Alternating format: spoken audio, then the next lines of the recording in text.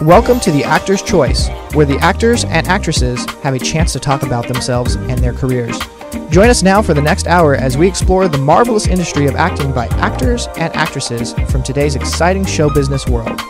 And now, direct from Hollywood, here's your host, Ron Brewington. Hi everybody, I'm Ron Brewington and welcome to The Actor's Choice, brought to you by Photography as an Art, Harvey Brandman, Master Photographer, located at 1307 North San Fernando Boulevard in Burbank, California.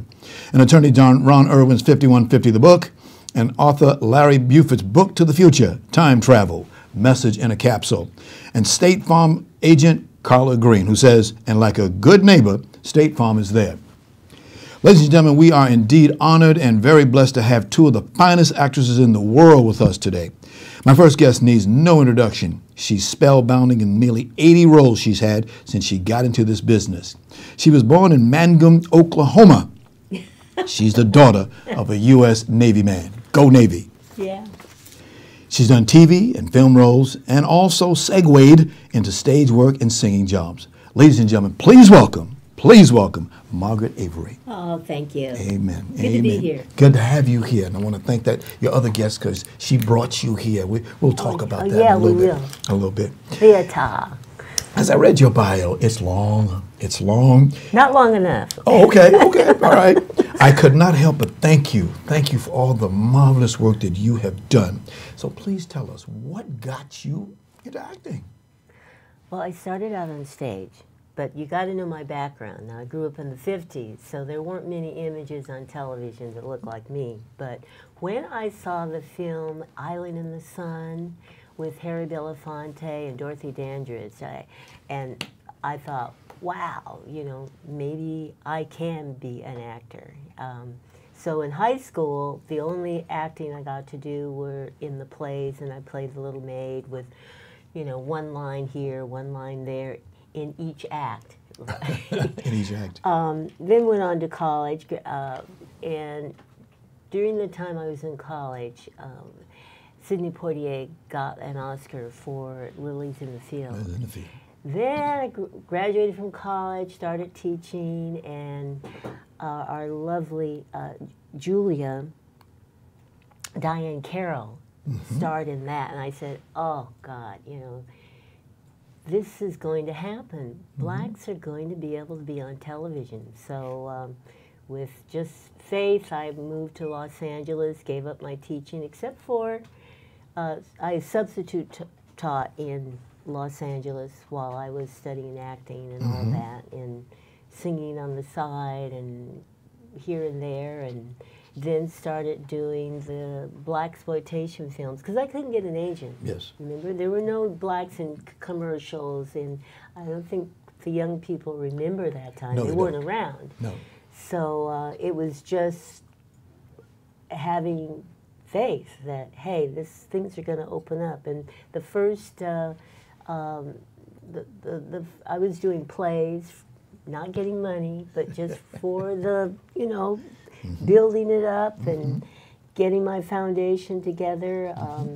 What happened? Blaxploitation films opened up, and I call them the one-take films. Yes. Because the budget only called for one take. You had to get it right. But those of us who had studied on stage and did plays and all of that, we came to the set prepared. We knew our lines, and we prayed that there would be a mistake, that for sound or something, so we could do another take. Yes. Then along came me doing a play here in Los Angeles, a theater that I was running at the time called the Zodiac Theater. Yes. Had a lot of people in there, because at that time in Los Angeles, you're talking about the early 70s, there just wasn't a lot of black theater. Right. And if you joined a theater group, a workshop group, they didn't do plays. They would do checkoffs and that kind of stuff. Well, we didn't fit.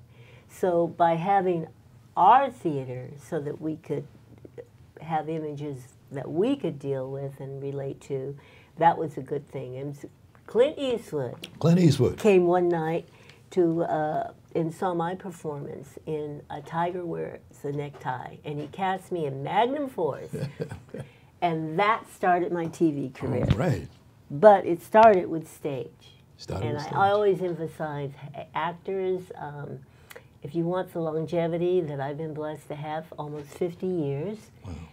get your foundation in theater. I'm glad you said that. Thank you. Thank you. I hope that they're listening because it's very, very important. Like you say, foundation. There's no take two in stage. No, there's no take two in that. I have had the most, oh my God. I think about the scariness on stage where you know you have got to have your character together, know your character so that no matter what happens on stage, you can respond as your character and the audience never knows. Never knows the difference. I remember doing the two-character play, Gin Game.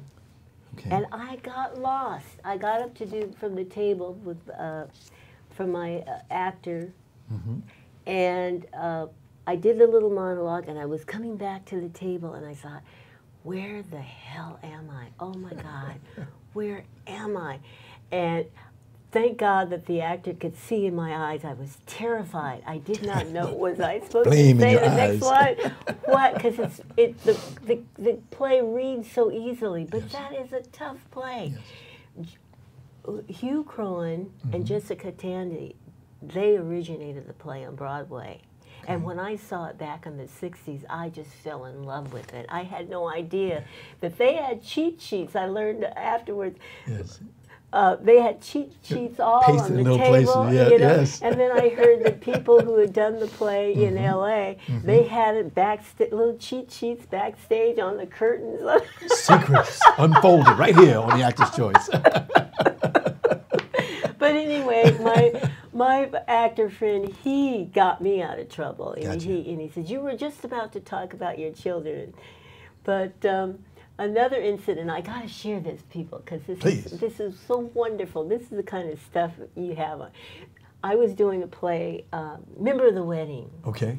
And in Shreveport, Louisiana. And my brother, or I think he plays my brother, he was supposed to come out on stage. And the little actress who was the star of the show, she says, he's not here. We're embracing, I'm hugging her, and I'm wondering, what is she saying? But the audience can't hear. He's not here yet. And then it dawned on me, oh my God, the next character was supposed to be on stage. So I go into this monologue, da-da-da-da-da-da-da-da, and I lead her upstairs into the kitchen, and then the Magaret Avery says, oh no, when he comes, the blocking's going to be all screwed up. So now I'm talking to her and leading her back downstairs. It's too hot up there. I'm going to fuss at you down here.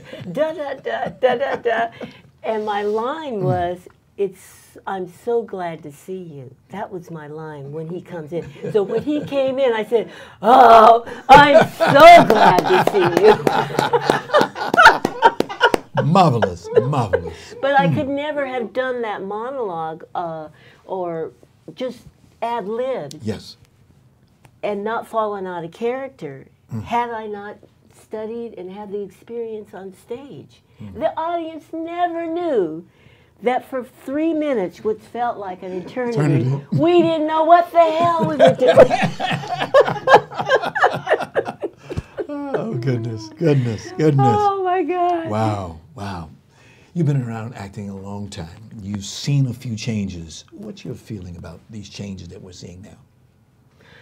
Well, there's been a lot of change, good and bad. And I think if you're just getting into the business, you don't know what the difference is. And in that sense, it's good. But we veterans, we know that it was an actor's, you might say, haven. I mean, because when you went into an interview, you had a director there, and you could read, and he would say, oh, you know, Margaret, when you get to such and such part, do it like such and such, you know, or he would give me a specific direction, and I would do it again. Whereas now, you go in on an interview, and if you're reading, if you're lucky to have the director there, because they want everything on tape, you're having to guess at what's going on, because everybody's they're so paranoid about their scripts. You don't get a script, you only get like your side, your scene. So all the things that you learn about in acting, what other people say about you and how to build a character, that is like kind of out the window. You just got to wing it and figure it out the best you can. I think that once the corporations took over the studios, it changed the tone. Gotcha. It's all about box office, and you have directors now who have never directed before. They don't know anything about acting. But they're the director. You have a director. And in television, it's never been a director that told you, that really helped you like stage or film, because they don't have the time. Right. So they really cast people who they know can like say the line the right way, the way they want it said, and get to a mark by the right time. So for me, the difference is it's wonderful to walk in on a set and see people of color working, which you never saw before. When I started out in the late 60s, there were Ben Nye and Max Factor. They didn't have my colors of makeup. If I didn't do my own makeup, I'd look gray or whatever. There were no people of color doing hair, so I had to wear wigs because the hair person would look at me and do a... They didn't know anything about black hair. And the injustice of that is when, in cosmetology, I was told that when you go to get your license, if you're doing hair, they did the hair of whites. Right. And they never had a black model. Whereas with blacks, they had to prove their license and ability on white hair. So they knew how to do our hair, but that was just a little unfair. Right. The fact that they couldn't get in the union, it was always that catch-22. You can't get in the union unless you get a union film. Right. Well, the union films didn't have any black people, so how could they get in the union? Working in an environment like that, how did you keep it together? I always say that you've got to have a strong relationship with God. If Amen. God to you is a chair, hey, have some faith in the chair, because this business, it's a tough business.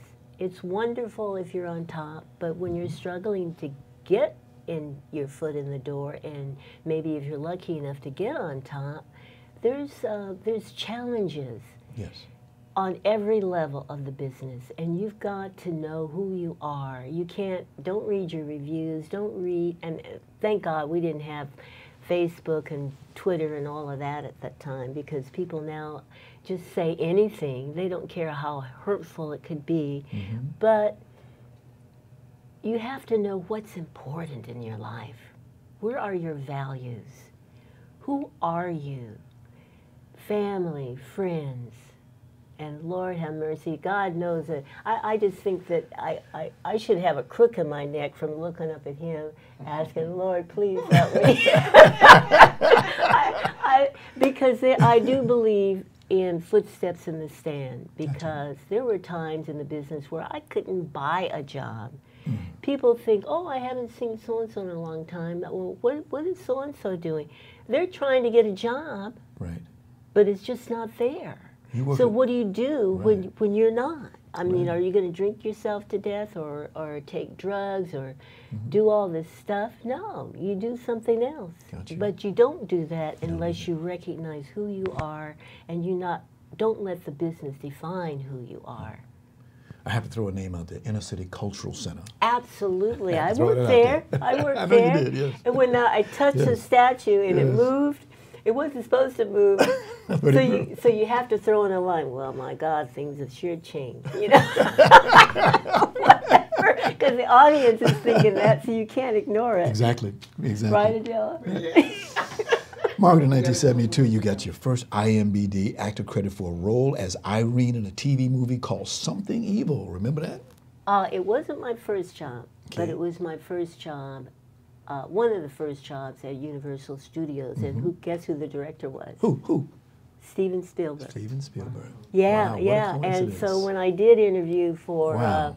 Color Purple, Mm-hmm. I reminded him that I had worked for him in that little film. And hey, y'all, don't ever lie about your credits, because you know the very next time he saw me, he had gone home and looked at his iCard. IMDb, yes. And he He saw said, you yeah, there. yeah, He you saw you did there. work with me. Yes, indeed. Today, you two ladies have come here for a special reason to talk about the upcoming 26th annual Los Angeles Women's Theater Festival. Now, you're going to be doing, what will you be doing as far as I'm going to be a presenter, and I love that. And I love the theater itself because we're not aware of all the theater that's in Los Angeles and the different cultures that enjoy theater. So the beautiful thing with women's theater is that they show the diversification. Yes, they do. From Love all it. over. Yes. And the wonderful thing about theater is it's so educational. It gets you talking. But we'll talk about that when later, because you're going to have Adilah. Oh, right? yes. Wouldn't have it no other way. Okay. Wouldn't have all it no right. other way. I want to go back for just a moment to your career. In 1985, Oh, Lord. a director named Steven Spielberg took Alice Walker's award-winning novel called The Color Purple, and you got an Academy Award nomination for Best Supporting Actress in the role of Shug Avery. Avery. Yeah, and people spell it S-U-G. Yes. Like, it comes out like Sug, but I know what they're talking about. But at the time, people were calling me Shug, and I thought, oh, please, I've just one film, please do. My name is Magaret Avery, but now when they call me Shug, it's a term of endearment. Yes. The film is a classic, Yes. and it was just such a blessing to be able to get that role, because there was a lot of people who had auditioned for it, and I didn't know that until after I was cast. We hadn't filmed, but I was cast, and after I found out how many people, the greatest who had auditioned, I started talking myself out of it, out of the role. I said, oh my God, if she auditioned, oh, I can't do this, I'm not, and that's why I say you've got to have faith in yourself. And when I started to lose faith, and I just got down on my knees, and I recognized that, and I said, oh, Lord, I'm here, getting the crook in my neck again. Please let me lose this fear. I know I can do this, but I got to really know it and do it and not think about any obstacles, but just be Shug Avery. And I pray a lot. It helps me. Ain't nothing wrong with that. It helps me. So, but we all did our personal best, all of us in the cast, because we wanted to please Alice Walker. It was such a beautiful book. I hear she's got something coming out next year. Oh, does she? Yes. Well, I know About this that play. I know they're going to do the Color Purple. The Color Purple, yeah. The play, maybe the musical. The musical, yes. The Yeah. musical, yes. So I ain't got no hopes in that. You one, never but- know. They might come back and get you. Well, we'll see. Well, Shug Avery, I got some news for you. I have seen the movie about 3 dozen times. Have you? Roll it, Tony. The song I'm about to sing is called Miss Celia's Blues. 'Cause she scratched it out my head when I was ailing.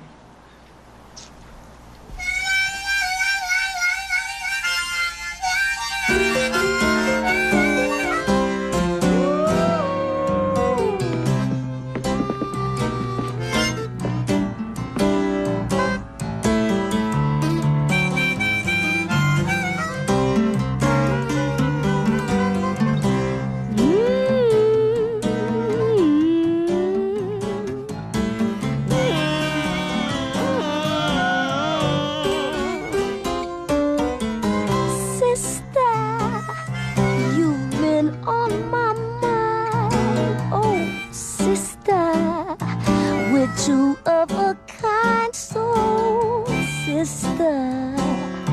I'm keeping my eyes on you. I bet you think I don't know nothing. but singing the blues. Oh, sister, have I got news for you? I'm something. I hope you think that you're something too. Oh, girlfriend, I've been down that lonely road, but I've seen a lot of suns going down. That was Tata Vega. Tata Vega just did that. Vega, she did that. was my voice in that. And Yes. she did it. How that came about, let me tell you this story. That song was written like 3 or 4 times, and each time I would get this little tape late at night saying, this is a new version, and oh my God, and so I'd have to learn the new version, and the last time I said, oh, Q, I can't do this, I can't do this, and he says, yes you can, baby, yes you can, this is how it's done. If you want to be great, you just got to do great things. And he would give me that talk. And you know, at that time he had had an aneurysm, and he had the plate in his head. And I said, "Oh, Q, you're gonna make me get a plate." Oh my goodness! Wow, wow. But I learned from that not to panic, because that was going to be the very first scene, the juke joint scene. The juke joint, yes. And when they played the tape for me to lip sync, I was like, you know, the crew and everybody, they're getting set up, and so the sound guy was playing the tape, and I was off, and I'm thinking, just a little bit, and I'm thinking, oh my God, why am I off? Because I did that over, and I must have sung that song to the tape 300 times, and so I just started to panic, and finally I said to the sound guy, I said, do you have more than one tape of that? He says, oh yeah, one take of it. And I said, find the take that has someone coughing in the background just before. Because I remembered when I was at home rehearsing, someone coughed. Yes. And he found that, and then I was in sync with that. And I said, oh, thank you. But that's what I'm saying. Acting is a lot of common sense. It's a lot of preparation. It's a lot of things. It's more than just getting up there doing it. As well as, I mean, as many people as you see surrounding you in those credits, that's how much it requires to do that. Your personal best. Yes, ma'am. How do you want to be remembered, Margaret? Oh, God. I don't know. I always try to treat people right. And I love children. I love being able to help put a smile on someone's face. So, I mean, maybe you could say she did her best. There's so much sadness in the world. Yes, it is. And it's unnecessary. A lot of it is created from greed. Yes. And that's unfortunate. I'm just hoping that America, we can get back into what our values are. Yes. Let's try not to have such negativity, so willing to tear one another down. There's so much good in all of us if we look for it. Right. Oh, well, don't get me preaching. All right, preach. Preach. Thank you so much for being here. May I have your right hand, please? Oh, I didn't do a manicure. That's okay. Nobody's going to see this. It's between you and I. All right. I'm going to give you, this is my trademark. I give people all that for good luck. Hold on to that. What is this?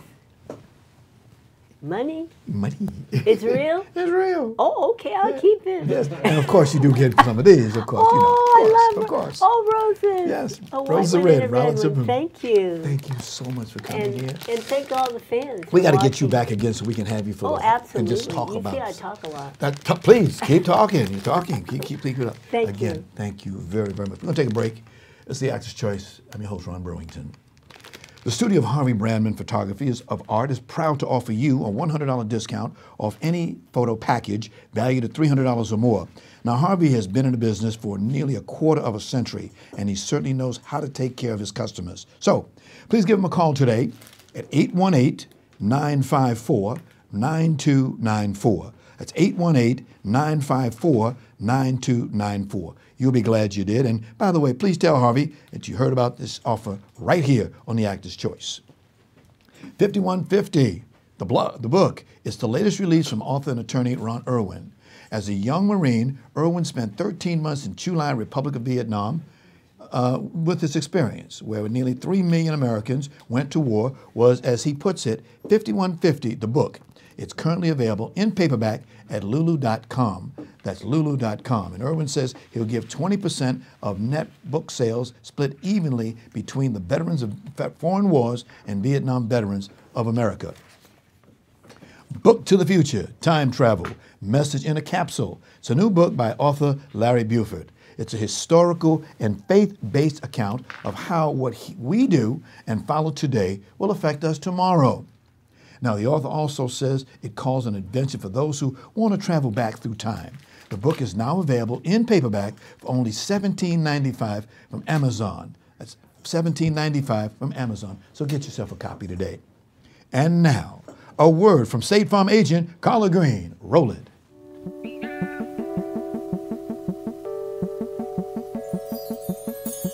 Let me ask you something. What do you see when you look at your home and your car? Do you see a bundle? A combo deal? That's how other insurance companies see them. But a State Farm agent sees so much more. Because the State Farm agent sees your home and your car as more than just 4 walls and 4 wheels. They see the things you've worked really hard for. So why not give them the protection they deserve? Let me help you with that. Give me a call. State Farm agent Carla Green, 213-239-9675. I look forward to speaking with you.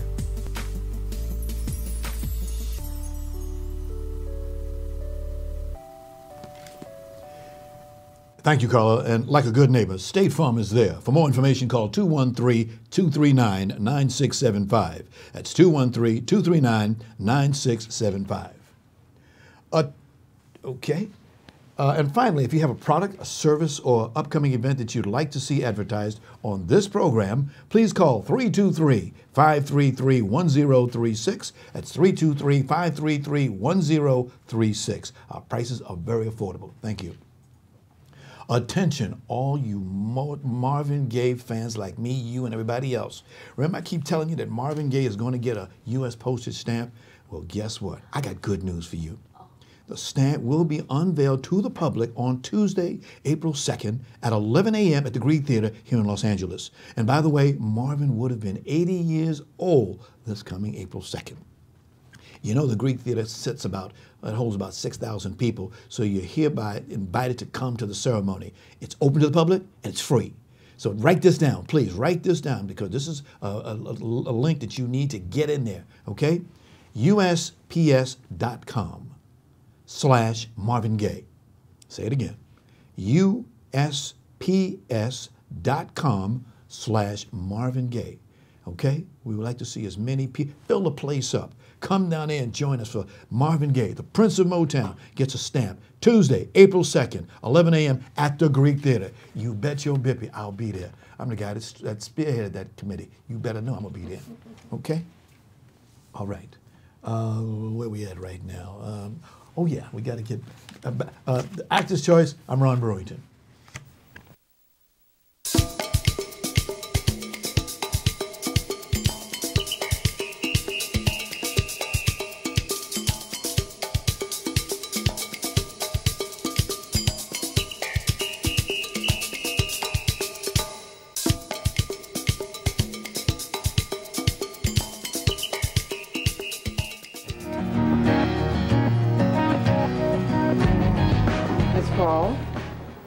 Ida Wells Barnett from the Chicago delegation.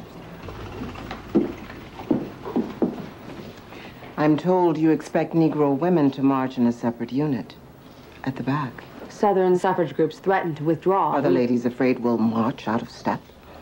Call their bluff. We can't afford to lose their support, not with the Democrats in office. Who's we? Women? Or just white women? Now, wait a minute. We have one agenda. Suffrage. Add another If issue. we don't stand up now, what happens to Negro women when you finally get the vote? They'll keep us out of the polling place any way they can. Other colored groups have agreed to the compromise. Not perfect, but we gotta be practical. Dress up prejudice and call it politics? I expected more from a Quaker. I'll march with my peers or not at all. I understand. That was a short clip from our next award-winning guest when she played the role of Ida Wells Barnett in 2004. Now, she's been in nearly 60 movies, been on the stage, and wears many hats, including teaching young actors. She takes life serious, especially when she marched for women's rights.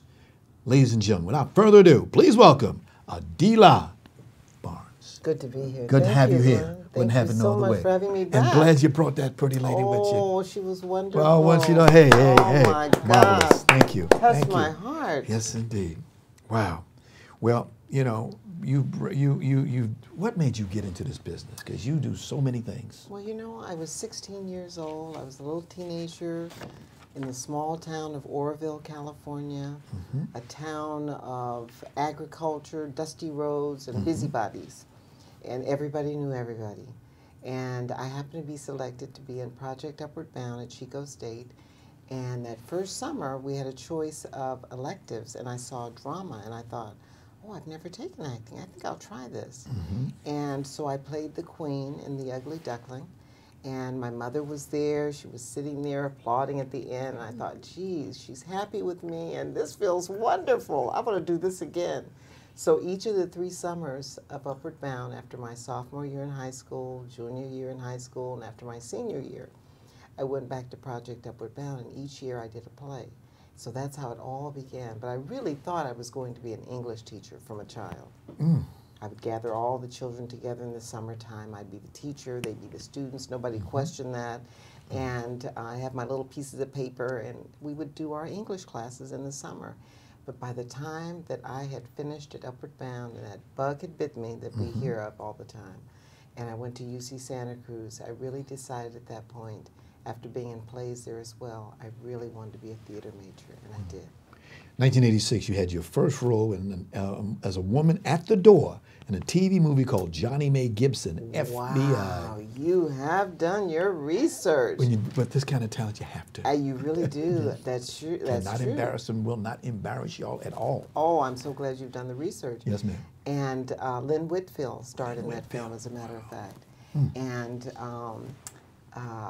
we actually shot in Oakland, California. Bill Duke was our director. He was my first director on camera. big guy.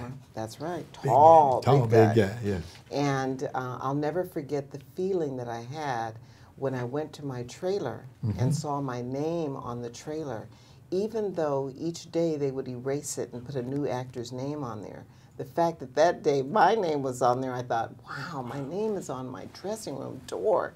And Lynn Whitfield, I'll never forget it because my scene with her was so short. Lynn tried to extend the scene by ad-libbing so that I had more time on camera. And Bill said, no, we're not going to add to that scene. Yes. And so Lynn whispered to me, she said, I tried. And I thought that was so generous of her. She wanted to make sure that I had as much time as I could in our scene. Wow. It was very gracious of her. Very nice. Wow. What's your latest role? I see you're doing one called Shameless, a TV series. I just did Shameless, and that was really amazing working on the show. Okay. And it's quirky, and so I played another professional role. Oftentimes I do, and so I worked for the welfare department, and Bill was the character who came and was trying to figure out how he could get some money. He had a hustle. Yes. And so it was really great. And what I really liked was that each day the scene got longer in terms of the writing.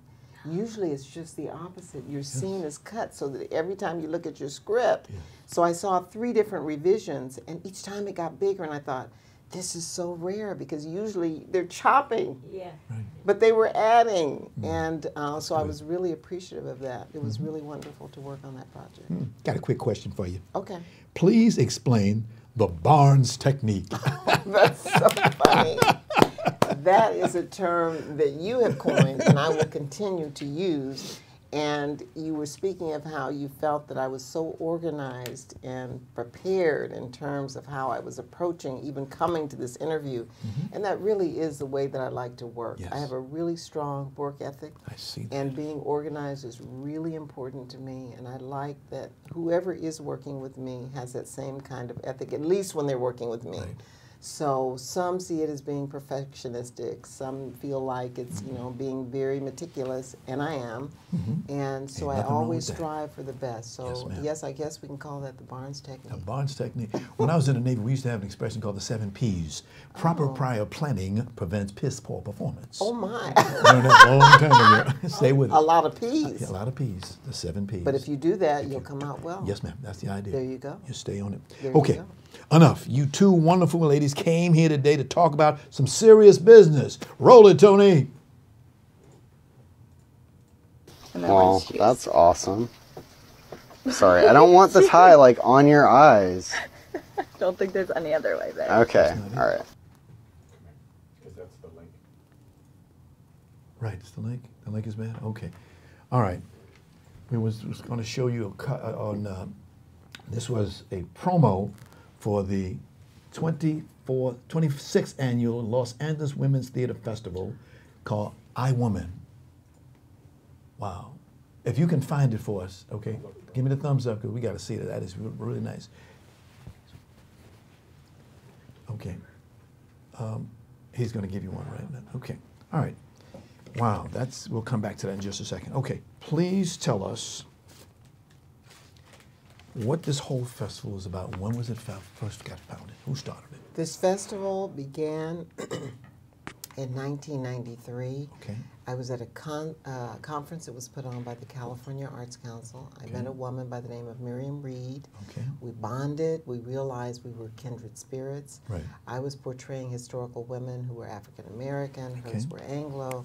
By the end of the conference in Pasadena, she had the bright idea of asking, because they had everyone powwow to come together in this big room at the end. Yes. And she said, what if I go up and see if there are other women, if I make an announcement for all the women who have solo shows to meet us in the rear of the room. We were bombarded, actors, dancers, storytellers, all these different women of different genres. And we looked at each other and we thought, we're onto something.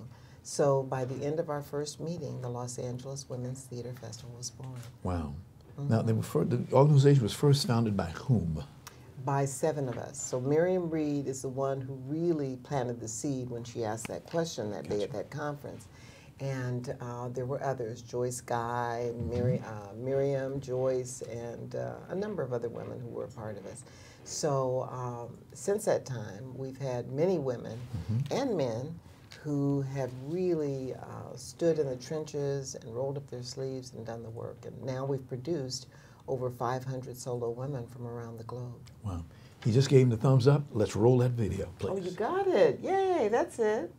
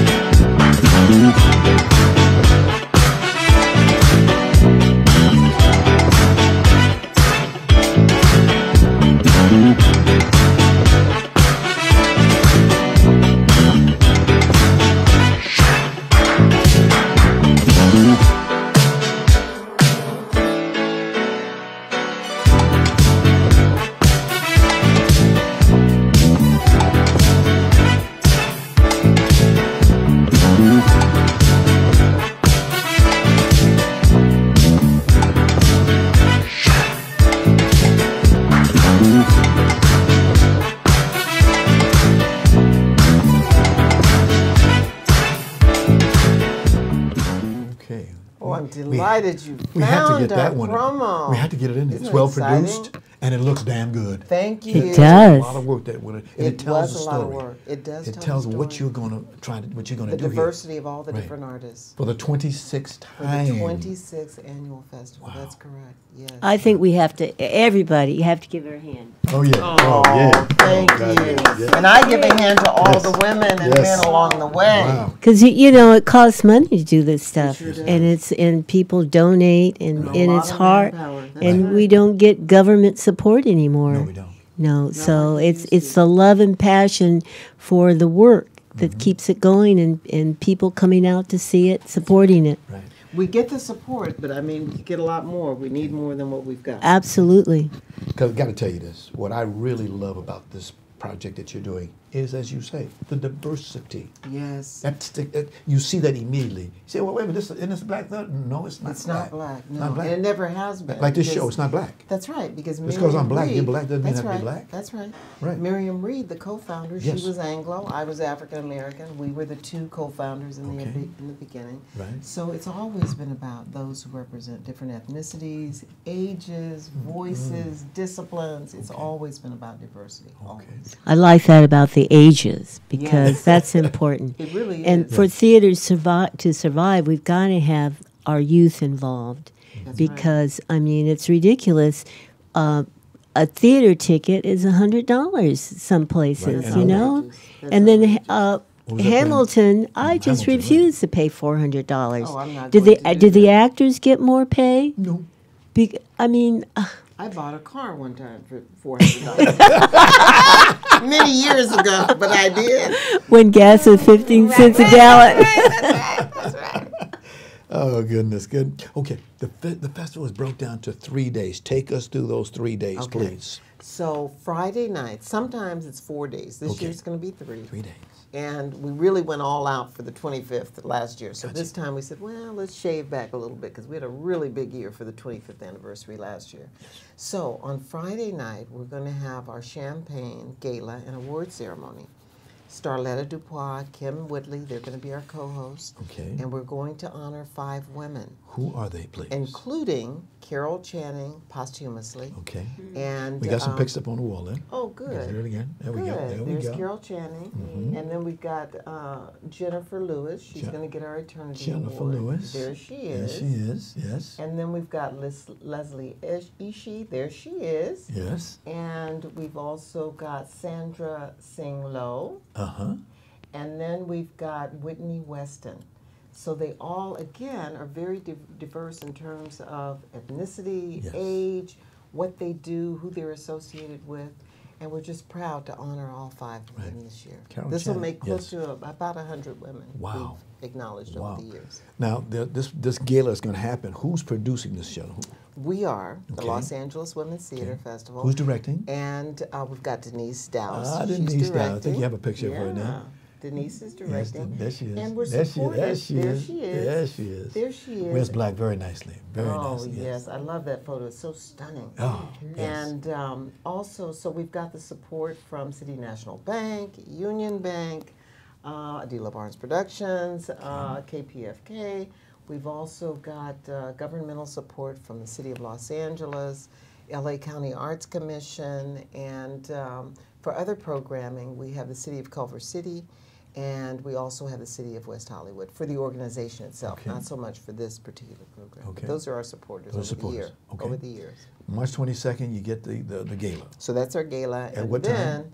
that starts at 7. It's At 7. catered. Okay. And they can go to our website. I believe that it was actually on our promo at Right. the www.lawtf.org. I'm sure you're going to show it again. Yes.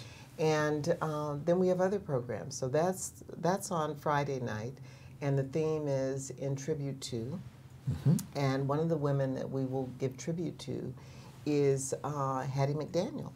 So Vicki Lynn Reynolds will be portraying an excerpt from her show, honoring her. And of course, Hattie McDaniel was the first African American to win an Oscar for Gone with the Wind.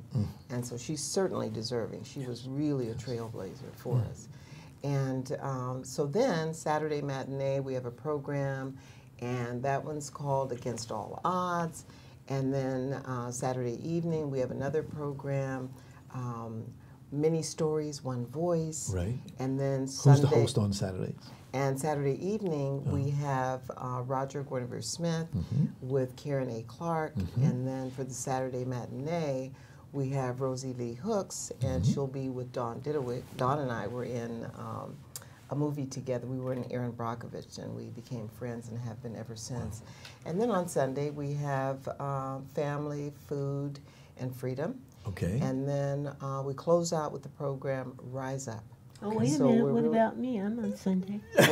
She's on right Sunday That's afternoon? right. I didn't tell you the hosts were on Sunday. So Yeah. let's go back to who our co-hosts are. So Margaret said, wait a minute here. I was waiting for my name. But you just had half an hour, okay? So Saturday matinee, let's get you in there. Yes, indeed. So we've got Margaret. On Sunday. On Sunday, excuse me. 3 o'clock, On Sunday right. matinee, 3 o'clock. And she will be there with Kat Kramer. And then on Sunday evening, we'll close out, and that will be Faye Hauser-Price. Yes. And she'll be with Jude Narita. So if them How's came- that for memory? That's Yeah, very that's good. good. For I Until didn't you- expect that Very question. Until you forgot Wow. me. Your memory was great. Oh, I no. haven't got to you yet. I was getting to you. I was getting to you. So that's our lineup of our co-hosts, and Margaret is so glad to have you and all the rest. No, it's just a marvelous event. And you've co-hosted before. I've been, This is yes, not your first and time. and it's really, and this, and a lot of times I've had conflict with Mary Jane because that shoots in Atlanta, Exactly. and so I wasn't able to attend as many times as I would have liked. But you did come, and you did co-host, but also we gave you an award. yeah, oh yes, you Yes, did. you So did. let's talk about that. And that was, I believe, you got the Eternity Award, didn't you? Yes, I did. Yes, you did. I've been here in eternity. You're not alone. So we honored you that one year, and we're so delighted And it you were was so available beautiful. to come It's- and receive your award. It's really an honor to be honored by your peers. You know, Yes, it is. that's the best of all. Right.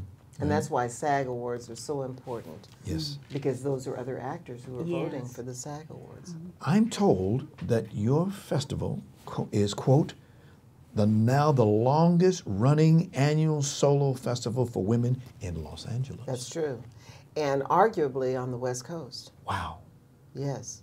And so this is our 26th year. There are no others in Los Angeles who have been around as long as we have. So Okay. we're the grandma. And there are others who have come since us, but they haven't lasted. Wow. And we've outlasted 3 theaters that we've produced in. Wow, that says a lot. So that says a lot. Yeah. Okay, Yeah. quickly. Tickets, how can I get them? How much are they? Et cetera, et Okay. cetera. Tickets can be purchased online on our website, and that'll allow people to see other things about us when they go to the website at www.lawtf.org.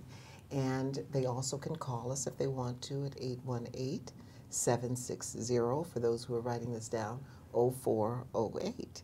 And Say that it way, again. Say the number. 818, there you go, you know how it goes, 818-760-0408. I almost gave you my cell Go ahead, phone number. go ahead, They go don't ahead. need that. Go ahead. I bet you've started planning next year's event already, haven't you? Almost. Yes. And after this, of course, we've got the City of West Hollywood. We're going to do a program for them. Yes.